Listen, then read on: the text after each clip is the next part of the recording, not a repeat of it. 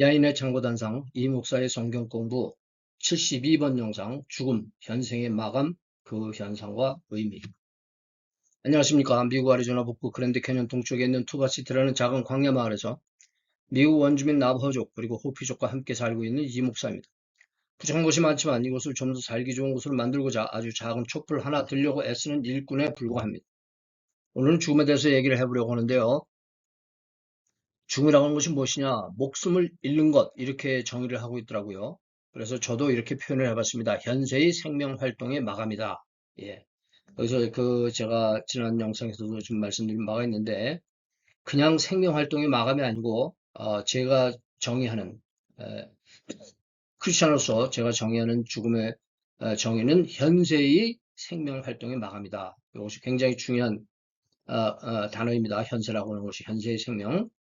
자, 죽음이라고 하는 것은 의식하지 못하는 가운데 우리가 인생을 시작을 해요. 우리가 태어나는 것을 말하는 거죠. 우리가 뭐 어떻게 보면 내가 오고 싶어서 왔냐, 뭐 이런 식으로 이야기하는 분들도 있는데, 일단 그렇게 시작을 합니다. 근데 그 인생이 그렇게 단순한 게 아니에요. 아주 막중한 의미를 가지고 있다는 것을 우리가 지난번에도 말씀드렸어요.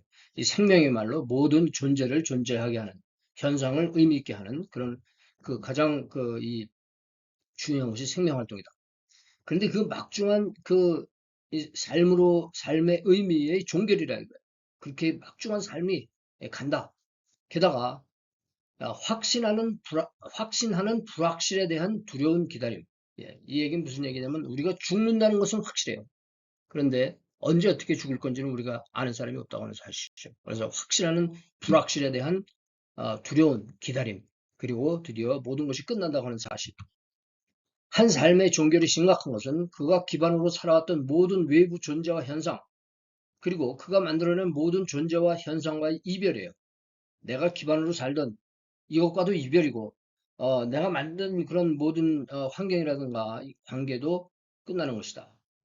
거기에 대해서는 당사자도 큰 두려움을 갖게 되는 것이지만, 그로 인해서 또 주변 존재들도 죽음을 대할 때 당혹하고 또 슬프고 혹은 절망하고 참 후회하고 여러 가지 좋지 않은 감정들이 생기는 것이 바로 죽음 아니겠어요? 사람들이 죽음을 대하는 태도는 이와 같이 대체로 부정적인 것입니다. 두려움, 공포, 슬픔, 아쉬움, 후회 등. 그런데 죽음을 어떻게 이해하느냐 하는 것에 지대한 영향을 끼치는 한 가지 사실이 있어요. 이 죽음을 생각할 때 그 중요한 거 무엇이냐? 그것은 사후 세계에 관한 생각이 아닐까 싶습니다. 예, 이 죽은 다음에 어떻게 되느냐 하는 생각이 죽음을 어떻게 생각하는 것이냐 거기에 영향을 많이 미친다고 하는 사실이죠. 물론 우리가 내세를 생각한다 하더라도 우리가 죽음에 대한 생각들이 반드시 뭐 한편으로 좋아진다거나 한편으로 나빠진다거나 그러지 않을 수도 있어요. 예, 그러니까 여러 가지 그래도 우리는 괴로울 수 있고 그나마 우리는 그 가운데서 약간의 자유를 누릴 수 있지 않겠는가 이런 다양한 그런 결과가 생긴다 하는 이런 말씀을 드리는 것입니다. 자, 사후세계에 대해서 한번 생각을 해보겠습니다. 우선 우리가 일상적으로 이제 상식적으로 생각할 수 있는 그런 이것이 이제 일종의 과학의 통념 아니겠어요?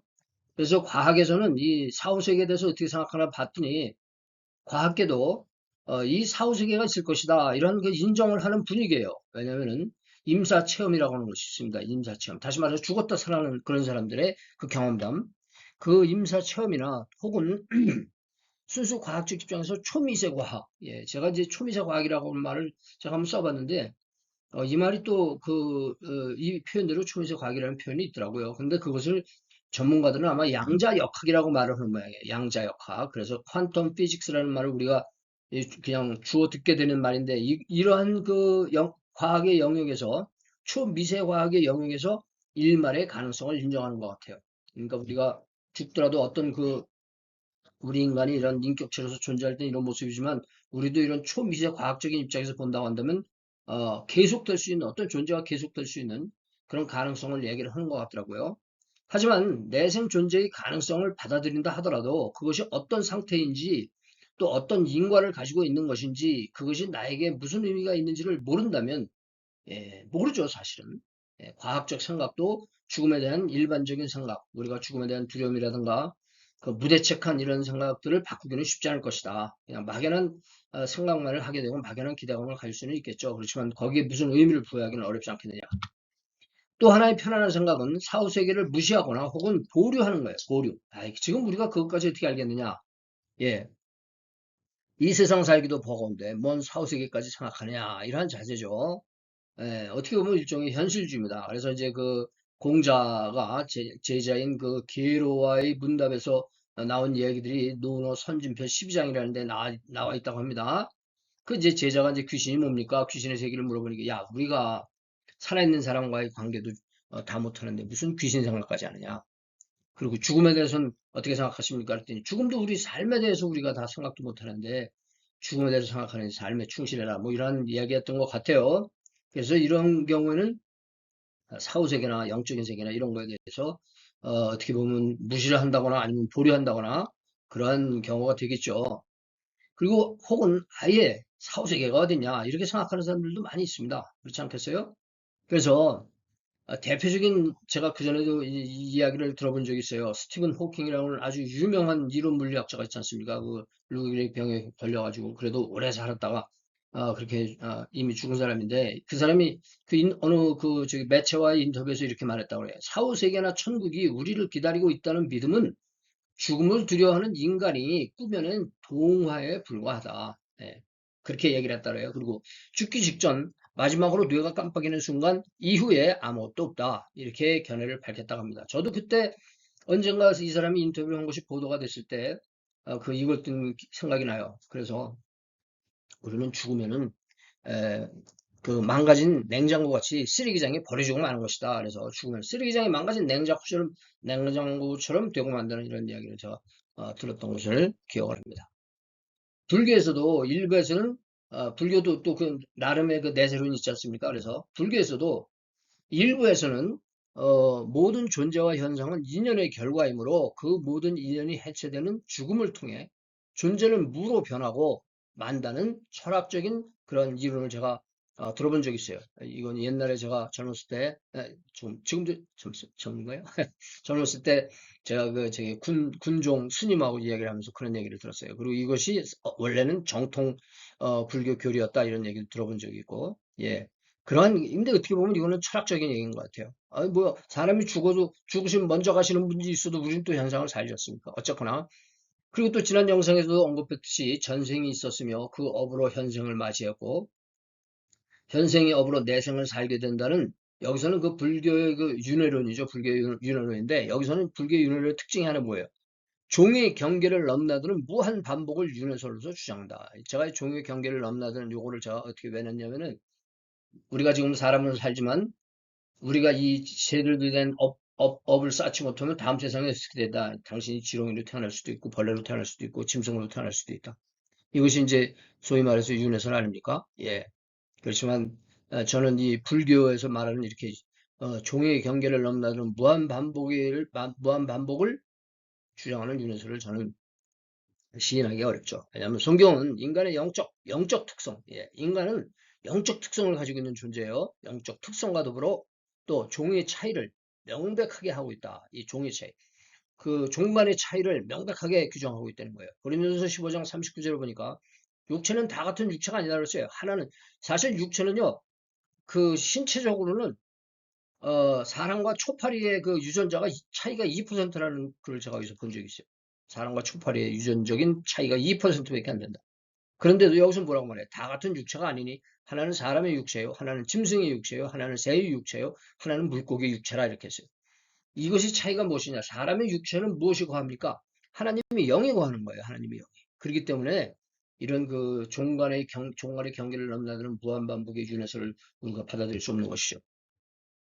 자, 그러나 기독인의 경전인 성경에서는 죽음 후에 세상이 있다는 것을 명명백백 밝히고 있습니다. 어떻게 보면 성경 전체가 천국, 하나님의 나라, 이 우리 세상만이 아닌, 그 인류 시대만이 아닌 인류 시대 이전도 있었고 인류 시대 이후도 있어요. 인류 시대 이전에 대해서 우리가 많이 성경에서 말해주고 있지 않지만 인류 시대 이후의 세상에 대해서는 예수님이 그 생애의 가르침이 다 어쩌면 다 그 천국에 관한 것이었기 때문에 명명백백하게 밝히고 있다. 예.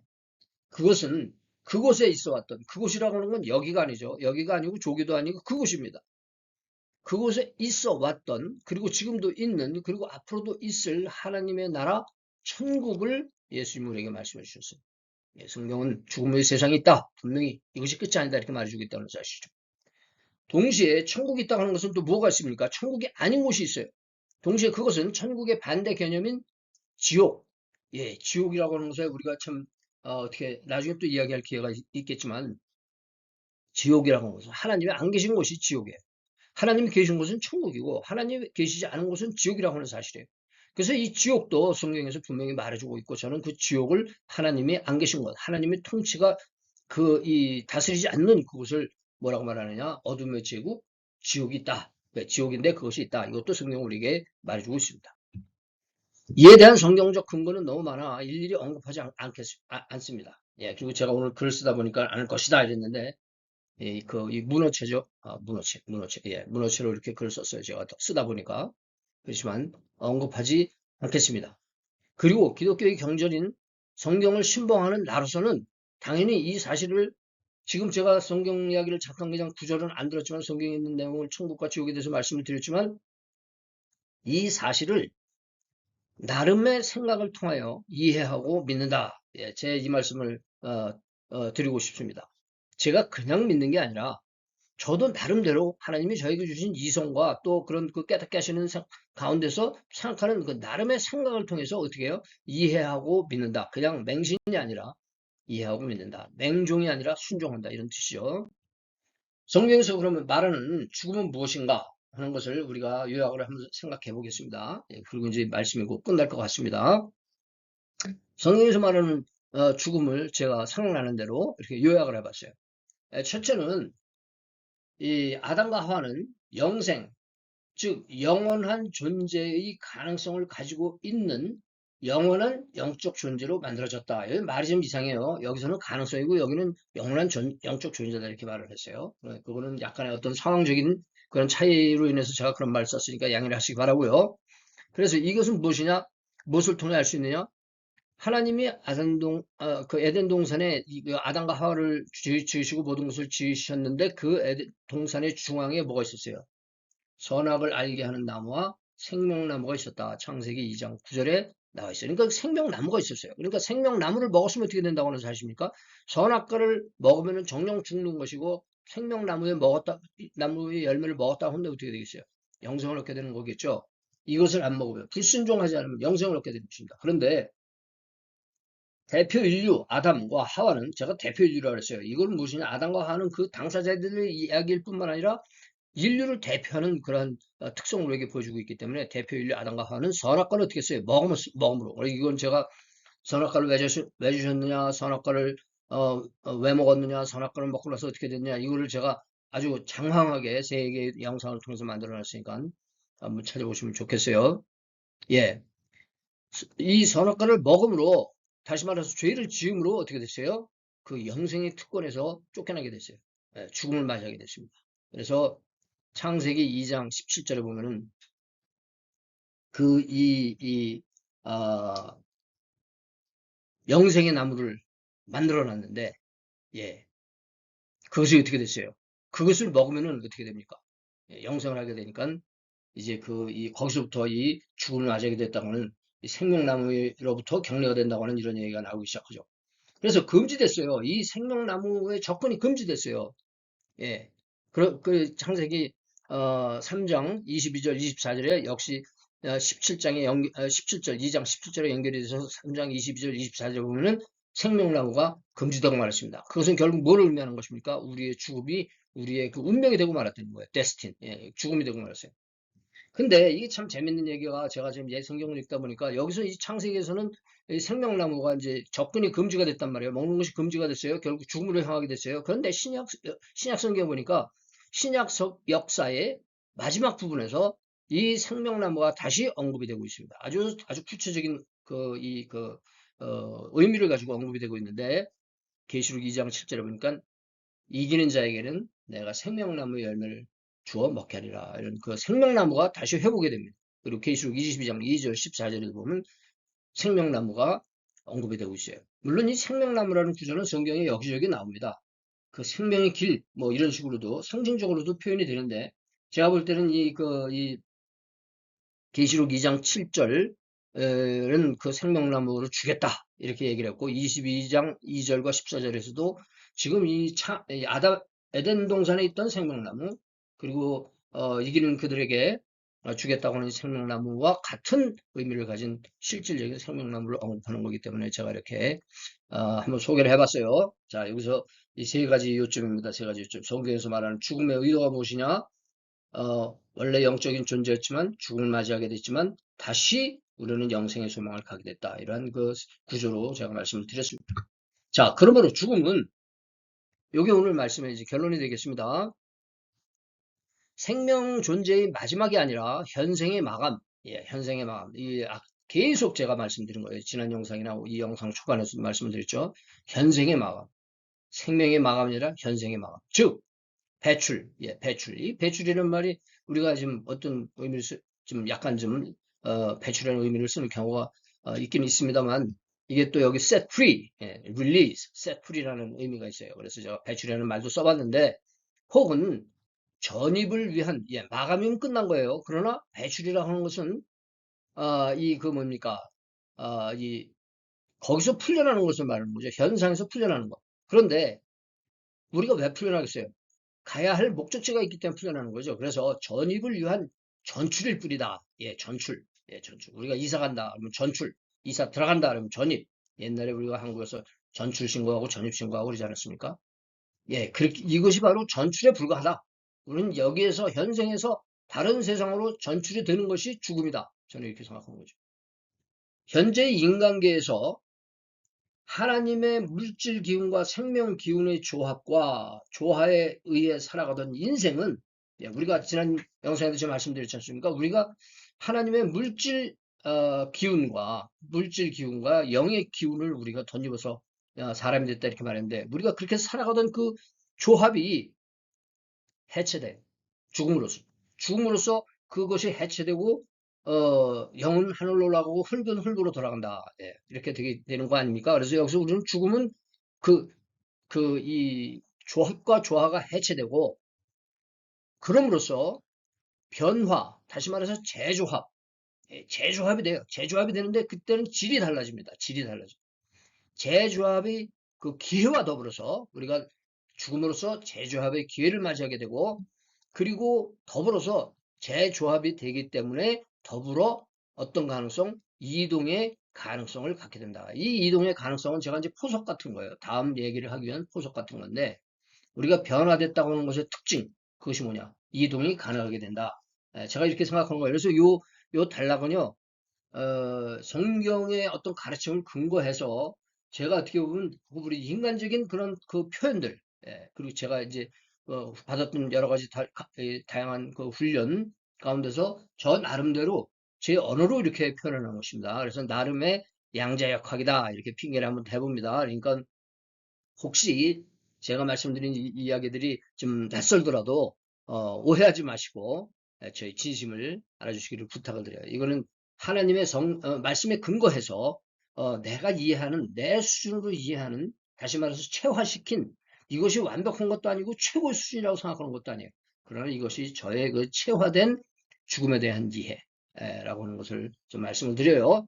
그리고 마지막으로 강조하고 싶은 것은 이 과정은 불신을 막론하고 모든 진료에게 해당된다. 예, 이 죽음과 이러한 죽음의 이런 현상, 우리가 이런 특징들은 우리 믿는 사람들에게만 나타나는 것이 아니고 모든 사람들에게 그렇게 나타난다고 하는 사실이에요. 이것도 제가 일종의 포석으로 여기서 한 점을 놓고 나갑니다. 왜냐하면 이것도 나중에 우리가 심판의 이야기가 나올 테니까요.